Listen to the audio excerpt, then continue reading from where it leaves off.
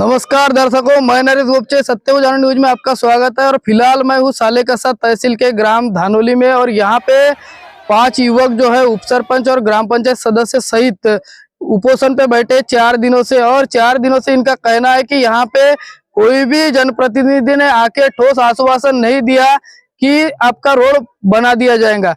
ऐसे में पूरे गांव ने समर्थन दिया। आप देख सकते हो जिस प्रकार यहाँ पे भीड़ लगी हुई है, पूरे गांव ने समर्थन दिया। और यहाँ पे चूल्हा बंद आंदोलन, यानी खाना पकेगा ही नहीं, चूल्हे पे खाना रखेंगे ही नहीं, ऐसा उन्होंने कहा है। और आने वाले चुनाव पर बहिष्कार करने की भी बातें यहाँ पे चल रही है। तो आइए जानते हैं यहाँ के जो जनप्रतिनिधि है, गांव के प्रतिष्ठित लोग और उपोषणकर्ता, इनसे सारी समस्या और इनकी मांगों पर पूरी चर्चा करते हैं। कहना चाहूंगे जी, कब से बैठे हैं, क्या मांग है, कौन कौन आए मिलने और क्या क्या आश्वासन देके गए? यहाँ आज सबसे पहले तो आपका परिचय दे दीजिए। मैं गुणराज चंदूलाल बघेले यहाँ का रहवासी हूँ। हम बचपने से यहाँ पे कई आमदारों को, खासदारों को बुलाए कार्यक्रमों में, उनको निवेदन दिए। हमारे जो पूर्वज थे उन्होंने भी आमदार खासदारों को बुला के निवेदन दिए, लेकिन आज तक किसी भी आमदार या खासदार ने इस रोड के बारे में कोई कार्रवाई नहीं किया गया। तो इसलिए हमारे जो बच्चे हैं, ये तीसरी पीढ़ी है जो इस समस्या को लेके उपोषण पे बैठी है 5 तारीख से। तो इनका आमरण उपोषण पे बैठे और इनका पूरे गांव का इनको समर्थन है। पूरा गांव इसके लिए कल 9 तारीख को चूल्हा बंद आंदोलन कर रहा है। यानी चूल्हा नहीं जलेगा किसी घर में चूल्हा नहीं जलेगा। हमारे बच्चे जब भूखे हैं तो हम घर में खा के थोड़ी सोएंगे। तो यहाँ पे जो अनशन पे अभी जो फिलहाल बैठे, कितने जवान बैठे हैं? 5 जवान बैठे हैं। अच्छा, तो अभी आप पूरे गांव वालों ने ऐसा नियोजन बनाया कि कल से जो है कोई भी खाना नहीं पकाएगा? कोई खाना नहीं पकाएगा, चूल्हा बंद आंदोलन रहेगा। तो अभी तक के कौन कौन आके क्या मुलाकात दी और क्या आश्वासन देके गए? इसके पहले हमारे माननीय आमदार महोदय आए थे, लेकिन माननीय आमदार यानी ससराम कोरेटे जी आए थे और उन्होंने बोले कि मैं ये काम नहीं कर सकता, मेरे पास निधि ही नहीं है। यानी आमदार कोरोटे ने सरासर बोल दिया कि मैं काम नहीं कर सकता। आमदाराची आता निधी राहिलीच कुठं? आमदाराची निधी संपूर्ण यांनी अडवून ठेवलेली आहे। सर्वांचे पैसे यांनी थांबवून ठेवलेले आहे। मग ते विकास कामाची असो, आमदारांची निधी असो किंवा इतर अन्य विभागाचा निधी असो, MRGSचा निधी असो, ह्या सरकारनं हे सर्वच्या सर्व थांबवून ठेवलेले आहे आणि दुसऱ्या हेड मध्ये त्यांनी वळती केलेला आहे। उसके बाद आज सुरेंद्र नायडू शिवसेना जिला अध्यक्ष आए थे और उन्होंने बोले कि मेरे को 2 दिन की मुद्दत दो, मैं मुंबई जाके माननीय मुख्यमंत्री महोदय से बोल के इसको कुछ तो भी इसमें क्या हो सकता है मैं 2 दिन में बताता हूँ। यानी मैं कोशिश करूंगा, ऐसा उन्होंने आश्वासन दिए हैं। तो देखा दर्शकों, यहाँ पे हमारे साथ में गांव के एक वरिष्ठ नागरिक थे, वैसे और भी लोग यहाँ पे हमारे साथ में जुड़े हैं, उनसे भी हम बात करेंगे। मैं अभय कुमार बघेले इस गांव का नागरिक हूँ, रिटायर्ड केंद्र प्रमुख हूँ। हमने पिछले कई वर्षों से शासन से बार बार निवेदन दिए हैं, आश्वासन भी मिला है, परंतु आज तक ये आश्वासन पूरा नहीं हुआ। इसको लेकर के हम 14/8/2024 को पूरे गांव की एक सभा लिए। सभा लेने के बाद में मुख्यमंत्री सहित 22 लोगों को निवेदन दिए कि हमको 28 तारीख तक ये जो बबनी सालेकसा रोड है, ये रोड प्रधानमंत्री सड़क योजना या मुख्यमंत्री सड़क योजना के मार्फत बनाया जाए, क्योंकि ये रोड जिला परिषद को है। जब तक ये रोड जिला परिषद से मुख्यमंत्री को कन्वर्ट नहीं होगा तब तक ये रोड एक साथ बन नहीं सकेगा, ऐसी हमारी धारणा है। तो अभी रोड से आना जाना कुछ जमता है कि नहीं जमता? नहीं, कम से कम इतने कीचड़ है, इतने कीचड़ में घुटने भर कीचड़ है उसमें। लोग साइकिल को कंधे पे लेकर के जाते हैं, आना जाना लगभग बंद ही है। तो उससे फिर कितने फेरे से आपको कौन से गांव पे से जाना पड़ता है? यदि ये रोड हमारे को बंद मिलता है तो सालेकसा होती है 25 किलोमीटर का चक्कर काट करके हम गाँव पहुंच पाते हैं। तो वैसे ही हमारे में यहाँ पे उपोषण करता युवक है, जिन्होंने यहाँ पे उपोषण की शुरुआत किया और उसके बाद में पूरे गांव के लोगों ने आज समर्थन दिया है और आज उपोषण का चौथा दिन है। क्या कहोगे, आपका नाम क्या है और कब से उपोषण पे बैठे हो और कैसे, क्या तुम आपके मन में कल्पना है और कितने सालों से ये रोड जो है बनी नहीं है? अभी मेरा नाम है अक्षय जयचंद डुंगरे, रहना हमारा धानोली से ही है। प्लस हमारे इस गांव की समस्या, जब से देश स्वतंत्र हुआ तभी से ये समस्या जारी है। हमारे पूर्वजों ने इससे पहले भी व्रत रखे हैं, इससे पहले पुलिया बना है, लेकिन उसका निवारण रोड के साथ अटैच ही नहीं हुआ है। यहाँ आते जाते सभी गड्ढे हैं रोड में, हम जा ही नहीं सकते। जब से हम पैदा हुए हैं तब से यही सुन रहे कि रोड की परिचालन चालू हुई है, बनी नहीं रही है, बनी नहीं रही है, बनी नहीं रही है। तो अभी फिर कितने चक्कर से जाना पड़ता है, कौन से गांव से जाता है, क्या क्या दिक्कतों का सामना करना पड़ता है? हमें ये 25 किलोमीटर लंबे रास्ते से हमको गुजरना पड़ता है। उस सेवा में ऐसा है कि हम जा ही नहीं पाते। कभी कुछ प्रॉब्लम आ गई तो हमको आधा या पौन घंटा या 1 घंटा दूरी तय करके जाना पड़ता है। हमारा इसमें आरोग्य सेवा के लिए बहुत महत्वपूर्ण है। अगर कोई गर्भवती महिला है, अगर उसको डिलीवरी की अगर ये है चार्ज है, अगर जल्दी जाना हो तो उसके लिए हमें सुविधा नहीं है। प्लस बस सेवा हमारे गांव में उपलब्ध नहीं है। प्लस हमारे शासकीय बच्चे जो पढ़ने के लिए दूर तक महाविद्यालयों में जाने की सुविधा हमारे गांव से उपलब्ध नहीं है कि हम जा पाए, किस तरह से हम आगे बढ़ पाए। ये हमारी सबसे बड़ी मुद्दा है। सबसे बड़ी हमारी मांग है कि हमारी ये मांग पूरी होनी चाहिए कि हमारा ये हो ही नहीं पा रहा है कि हमारे गांव का बच्चा भी नहीं बढ़ पा रहा है, ना कोई व्यवसाय आ रहा है, ना कोई रोजगार आ रहा है, ना कुछ हो पा रहा है। तो उसी के साथ हमारे साथ में यहाँ पे और भी उपोषणकर्ता बैठे हैं। आपका परिचय बताइए और ये बताइए कि कब से बैठे हो, और जब बैठे हो 4 दिन से भूखे प्यासे, तो आपकी तबीयत वगैरह कैसी है और आपकी तबीयत को देखने के लिए क्या यहाँ डॉक्टरों की टीम आई, क्या शासन प्रशासन ने ध्यान दिया है कि कैसा क्या है? ज्यादा नहीं बोल पाऊंगा सर, क्योंकि बस बोलने में दर्द दे रहा जितना बोल सकते हो। है। हम लोग 5 तारीख से बैठे हैं और अभी भी आवन उपोषण पे बैठे हुए हैं, और जब तक हमारी मांगे पूरी नहीं होएगी तब तक हम यही यहाँ बैठे ही रहेंगे। हमको तो डॉक्टर लोग आए थे कि आपको चेक डॉक्टर लोग आए, अभी बैठे हैं हमारे साइड में, जस्ट चेकिंग चल रही है और 3 दिनों से कंटिन्यू चल रही है, 4 दिनों से। ने प्रशासकीय धानोली के जो ये आरोग्य विभाग के लोग हैं वही आए हैं। क्या लगता है आपकी मांग पूरी हो जाएगी? सर बिल्कुल करना पड़ेगा, जब तक नहीं होगी तब तक हम यही बैठे रहेंगे। अभी तक किसने क्या आश्वासन देके गए? किसी ने आश्वासन नहीं दिया है। अभी हमारे कोरोटे साहब आए थे, उन्होंने बोले कि यार इसके लिए वो आता ही नहीं है, फंड ही नहीं है हमारे पास में। अब क्या हम आमदार साहब से उम्मीद नहीं करेंगे तो किससे करेंगे, क्योंकि हमारे प्रतिनिधि वो है। हम क्या है, छोटे यानी उनसे उनके सामने छोटे हैं ना, नागरिक है हम गाँव के। तो किसी ने उपोषण से उठने के लिए रिक्वेस्ट किया आपसे? नहीं, किसी ने नहीं किया है। बैठे रहो बोले, बैठे रहो। बिल्कुल सर, किसी ने नहीं किया है। यानी आप बैठे रहो, रोड आपका बनेगा नहीं? नहीं, ऐसा कुछ किसी ने बोल के, बस अभी आए थे सर आमगांव की शिवसेना के सुरेंद्र नायडू। हाँ, सुनील लाडू साहब आए थे, तो उन्होंने आश्वासन दिया है कि अभी वो मुंबई जा रहे हैं मुख्यमंत्री साहब से मिलने के लिए। तो उन्होंने पत्र लेकर के गया यहाँ से हमारा निवेदन, तो उन्होंने बोले कि हम 2 दिन के अंदर आपको उसका ये देंगे, ने लिखित पत्र लिख के देंगे तुमको कि हम ये करा के देंगे। बस यही बोल के गए, बाकी किसी ने ऐसा बोला नहीं। क्या कहोगे, धानोली ग्राम के जनता का कहना है कि आप उनको मुलाकात दिए और आश्वासन दिए, क्या आश्वासन दिए? सबसे पहले तो सत्य को जानो न्यूज चैनल को मैं धन्यवाद देना चाहता हूं कि आप वहां पे भेंट दिए और वहां के मेरी मुलाकात के बाद आप स्वयं आकर यहाँ मिले। मैं वही कहना चाहूँगा जो उनसे कहा था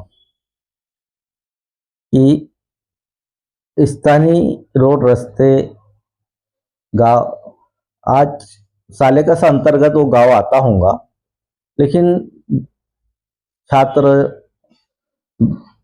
बेरोजगार रोजगार के हिसाब से उनको आना आमगांव ही पड़ता है, गुंजा ही पड़ता है। ये मार्ग उनके लिए बहुत सरल है और 4 किलोमीटर का मार्ग है वो। और वो 4 किलोमीटर मार्ग के लिए पिछले 20 सालों से उन्होंने बताया कि हम बहुत त्रस्त है यहाँ पर, और किसी प्रकार का स्थानीय जनप्रतिनिधि दुर्लक्ष्य कर रहे हैं। कई बार हम उनको मिले, बातचीत किए, मांगनी किए, लेकिन किसी प्रकार से उस रोड का शासकीय परिपत्र द्वारा डिपार्टमेंटली प्रस्तावित नहीं हुआ। उनका कहना यह है कि उस रोड रास्ते को मंजूरी नहीं मिली, ये गांव वालों का कहना है। इसलिए वो रोड आज तक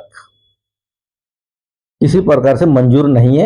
आज वो त्रस्त होकर पूरा गांव और ग्राम पंचायत एकत्रित आकर वहां पर भूख हड़ताल पे बैठा है। तो ये समझ में आता है कि भाई उनकी क्या परेशानी हो सकती, कितनी दिक्कत हो रही होंगी उनको कि अपने को एक गांव से दूसरे गांव तक रोजगार के लिए, शिक्षा के लिए, अनेक रोजमर्रा के जीवन में जहां भी आना जाना है, तो एक मार्ग उनका सरल मार्ग है जो आज अवस्था में पड़ा हुआ है। ऐसे स्थिति में मुझे फोन आया, मैं मुलाकात लिया। मैंने उनको इस बात की सॉरी दी कि मैं कल उनके लिए मैं मुंबई जा रहा हूं। महाराष्ट्र के मुख्यमंत्री, शिवसेना के मुख्य नेता एकनाथ शिंदे साहब की मुलाकात लेकर उनके पूरे पेपर लिया है, मैंने निवेदन लिया है। वो निवेदन के साथ में अपना शिवसेना जिला प्रमुख होने के नाते अपने लेटर हेड पर मांगनी करूंगा और साहब की मंजूरी लेकर वापस आऊंगा। दर्शकों, वैसे ही हमारे साथ में और भी उपोषणकर्ता बैठे हैं। क्या कहोगे कि आपकी मांग पूरी हो पाएगी? कोशिश करने वाले की हार कभी होती नहीं। उसी माध्यम से हम ये अपनी कोशिश को, इस देश का इतिहास रहा है, इस देश में कुछ भी पाने के लिए संघर्ष बहुत जरूरी है और वही चीजें आज हमको करनी पड़ रही है। माझं नाव श्यामू सीताराम मेश्राम, मी ग्रामपंचायतचे उपसरपंच आहो। ज्या अधिकाऱ्यांनी मला लोकांनी प्रतिनिधीचा एक दर्जा दिला आहे आणि त्या दर्जाच्या माध्यमातून मी आज इथं उपोषणाला बसलो आहो। आणि एक प्रतिनिधीच्या कर्तव्य असते की आपल्या प्रतिनिधीला कसा म्हणजे पूर्ण करायचा, आणि त्याच भावाने मी या उपोषणाला ह्या युवांसोबत इथं सोबत आहो। आणि जेव्हापर्यंत हा कार्य पूर्ण होणार नाही तेव्हापर्यंत आम्ही या उपोषणाला सोडणार नाही आहोत। कारण आमचे दादा बाबा सगळ्यांनी हा प्रयत्न बऱ्याच वर्षापासून करत आहेत आणि केला आहे। पण याच्यामध्ये एक अशी महत्वाची गहर समज झालेली आहे की याच्यामध्ये जो माणसाने एक स्वाभाविक विचारांनी बोलून जो करण्याचा प्रयत्न केला, याच्यामध्ये मेन म्हणजे राजकारणाचा विषय करून या रोडाला थांबवण्यात आलाय। ते आज आम्हाला अशाने माहीत पडलाय की आज जो इथं नेता लोक येतात आणि जो त्यांची प्रक्रिया भेटते त्याच्याने माहीत पडलाय की त्या लोकांना ह्या क्षेत्राचे मात्र वोटिंग पाहिजे, त्यांना काम नको पाहिजे। हा त्यांनी सिद्ध करून दिलेला आहे, तो आम्हाला आज या उपोषणाच्या माध्यमातून दिसलेला आहे। कसे काय आरोप लावता तुम्ही? काय आरोप लावण्याचा सीधा साहेब कारण आहे साहेब की एक गावामध्ये सरपंच बनते त्याची जबाबदारी पुऱ्या ग्रामची असते, क्षेत्रामध्ये पंचायत समितीचे सदस्य असते त्याची पुऱ्या पंचायतची जबाबदारी असते, आणि जिल्हा परिषदचा मेंबर असते त्याची पुऱ्या त्या जिल्हा परिषद क्षेत्राची जबाबदारी असते, आणि जो आमदार असते त्याची पूर्ण त्या आपल्या क्षेत्राची जबाबदारी असते। तर त्या जबाबदारीमध्ये हा कोणाच्या तरी जबाबदारीमध्ये काम आहे। हा काम असल्यामुळे जर जबाबदारी आपली पूर्ण नाही केला त्यामुळे हा काम थांबलेला आहे, नाहीतर असं अशक्य काम कुठलाही नाही। तर कोणी जिल्हा परिषद सदस्याने जबाबदारी पूर्ण केला नाही की आमदारने केलं नाही? ते त्यांच्या बोलण्यावरून माहीत पडलंय की नाही, कोणाच्या बोलण्यावरून? आमदाराच्या बोलण्यावरून खरं माहीत पडलं की आमदारांनी कुठल्याही प्रकारची जबाबदारी त्याच्यामध्ये पार पाडली नाही आहे। जिल्हा परिषद मेंबरांनी आता जो त्यांचे स्टेटमेंटच्या माध्यमातून माहीत पडते की जो त्यांनी प्रक्रिया घ्यायला पाहिजे होती ते प्रक्रिया घेतली नाही। कारण की साहेब आता जिथे स्टेटमेंट मध्ये माहीत झालाय, जर त्यांना करायचा असता तर रेल्वेचा मार्ग हा एक थोड्या काही भागापुरती होता, त्याच्या अगोदरी काही रोड बाकी आहे पण त्याच्यातही अजूनही काम केला नाही आहे। जिल्हा परिषद सदस्य विमलताई कटरे तुमच्यासोबत उपोषणाला बसल्याचे व्हिडिओ व्हायरल होत आहेत, तर ते तर तुमच्या सोबत आहेत, मग कसे काय त्यांच्यावर आरोप लावतात? आम्ही स्वतः विमल ताई सोबत सरपंच आणि या गावचे 20-25 लोक जाऊन सोबत त्यांचा बसलो आम्ही।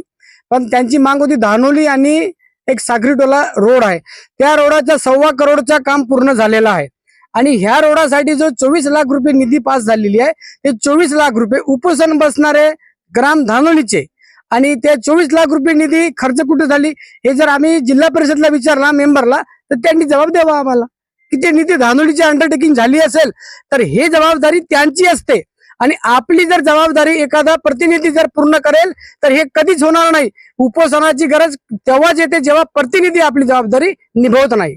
असं आहे साहेब की हा जो रोड आहे, हा रोड म्हणजे ह्या गावावरून ज्या गावाला जोडते बाबणीला म्हणजे एक तालुक्यातून दुसऱ्या तालुक्यातून तर तिथून जो देवरी नॅशनल हायवे झालेला आहे त्या हायवेच्या माध्यमातून आम्हाला भारताच्या कोण्याकोपऱ्यात जाण्यासाठी एक सरळ म्हणून एक मार्ग मिळते आणि ह्या रोडाच्या माध्यमातून ह्या क्षेत्राच्या प्रत्येक किसान, प्रत्येक शिक्षण करणारा विद्यार्थी व रोजगाराला जाणारा रोजगारक याला हे सगळे पूर्ण म्हणजे एक ह्या रोडापासून सगळ्या जो एका व्यक्तीला गरजू लागतात, ज्या सुविधा पाहिजे तो आम्हाला एका रोडाच्या माध्यमातून त्या पूर्ण सुविधा लागू होऊ शकतात आणि ह्या सुविधा 50 वर्षापासून थांबवून ठेवलेला आहे। याच्यामध्ये राजकारणच केलेलं आहे ना, नाहीतर हा रोड जर बनला असता तर आज ह्या गावामधून चांगले चांगले अधिकारी निर्माण होत आहेत।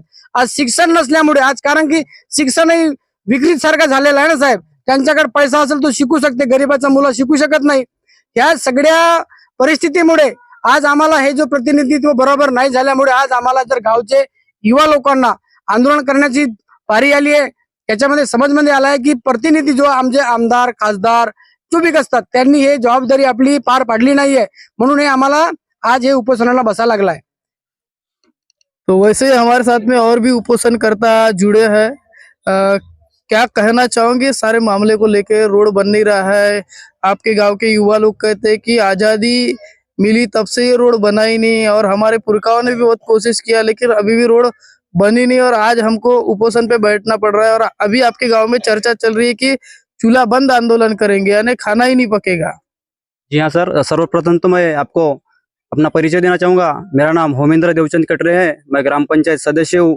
उसी प्रकार ग्राम पंचायत सदस्य होने के नाते पहले तो मैं इस गांव का नागरिक हूँ और मुझे इस रोड से इस पूरे परिसर की जितनी भी जनता है उनको इस रोड से कितने, जैसे हमारा देश जब से स्वतंत्र हुआ है तब से ऐसा लगता है कि हमको अभी तक के जो हमारे संविधान ने अधिकार दिया है उसका संविधान का उल्लंघन हमारे इस एरिया के राजनीतिक दल और बहुत से ऐसे प्रतिनिधि है जो हमें इससे वंचित करा रहे हैं।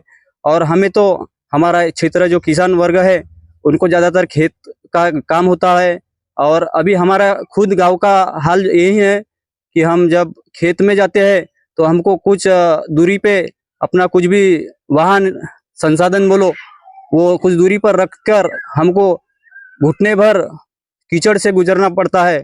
तो यहाँ दिन भर अभी, और पिछली बात बताता हूँ, अभी कुछ पहले यहाँ रोप लगाने का कार्यक्रम मतलब हुआ है, जो खेती करने वाले लोग लगाते हैं, तो वो हाँ दिन भर से तो कीचड़ में रहते हैं और जब उनका समय आता है कि हम दिन भर अब सूखे में रहे और सूखे से चलकर अपने बंदी तक जाए, जो भी फवारनी वारनी करनी है, तो उस माध्यम से भी हमारे जो किसान वर्ग और हमारे जो बच्चे जो आमगांव, ज़्यादातर आमगांव गोंदिया में हमारा शिक्षण बड़े लेवल पे चलता है, तो हमारे विद्यार्थी वर्ग आप देखोगे सर उस रोड की हालत, तो आप भी वहाँ से नहीं जा पाओगे।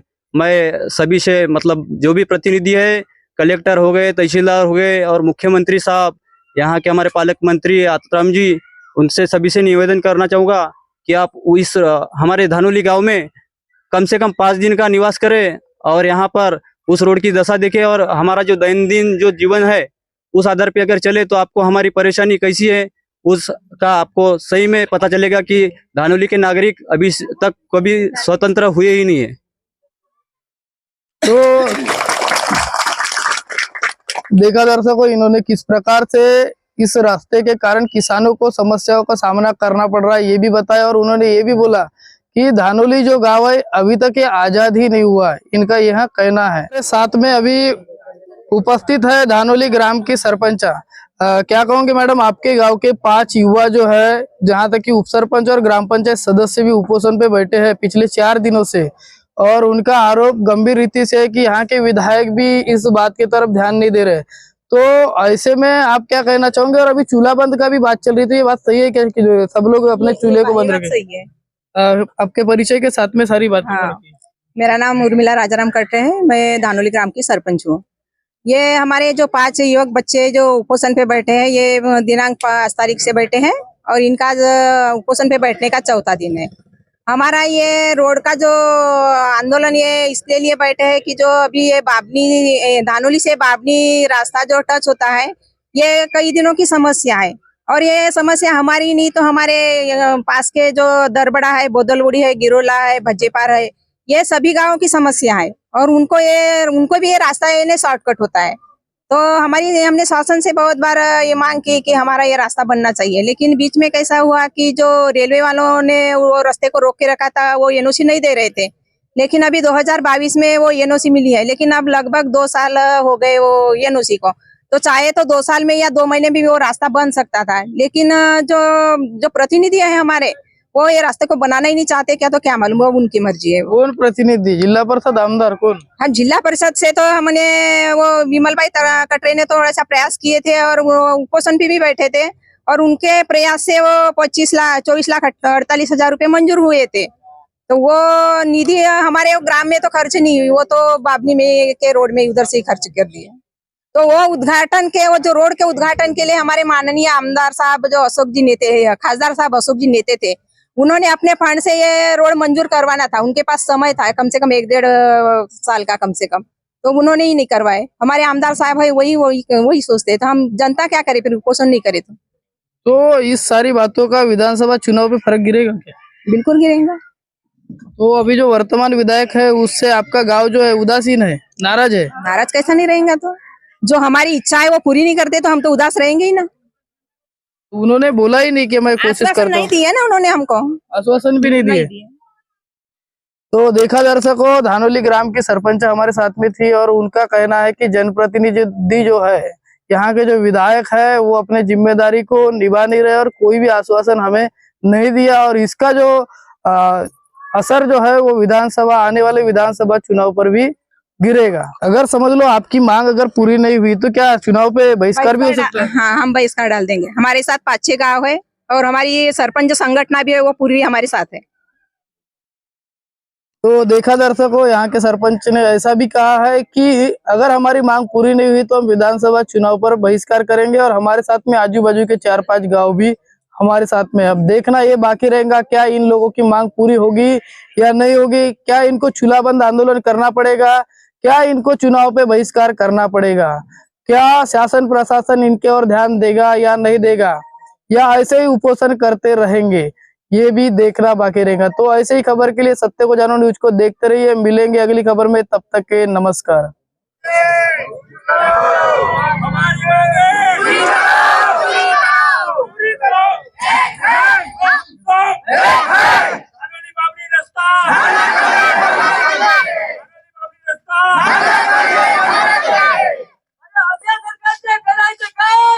सरकार